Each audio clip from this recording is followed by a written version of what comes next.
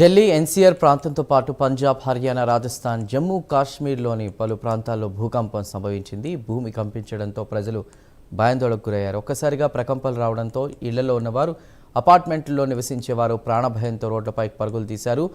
National centre for seismology నివేదిక ప్రకారం ఈ భూకంపం యొక్క కేంద్ర బిందువు ఆఫ్ఘనిస్తాన్, పాకిస్తాన్ సరిహద్దు ప్రాంతంలో ఉన్నట్లు గుర్తించారు. రిక్టర్ స్కేల్పై దీని తీవ్రత 5.0 నుండి 5.5 మధ్య నమోదైనట్లు ప్రాథమిక అంచనాలు వెల్లడిస్తున్నాయి. అధికారులు వెంటనే స్పందించి ఎలాంటి అపాయం జరగకుండా అప్రమత్తం చేశారు. ఎత్తైన భవనాల్లో నివసించేవారు తక్షణమే బయటకు రావాలని సూచించారు.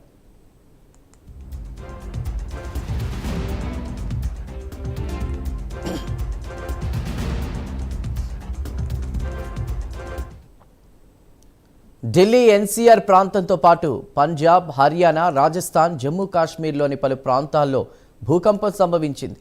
భూమి కంపించడంతో ప్రజలు భయాందోళనకు గురయ్యారు. ఒక్కసారిగా ప్రకంపనలు రావడంతో ఇళ్లలో ఉన్నవారు, అపార్ట్మెంట్లో నివసించేవారు ప్రాణభయంతో రోడ్లపైకి పరుగులు తీశారు.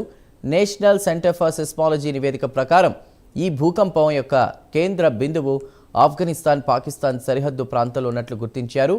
రిక్టర్ స్కేల్పై దీని తీవ్రత 5.0 నుండి 5.5 మధ్య నమోదైనట్లు ప్రాథమిక అంచనాలు వెల్లడిస్తున్నాయి. అధికారులు వెంటనే స్పందించి ఎలాంటి అపాయం జరగకుండా అప్రమత్తం చేశారు. ఇక ఎత్తైన భవనాల్లో నివసించేవారు తక్షణమే బయటకు రావాలని సూచించారు.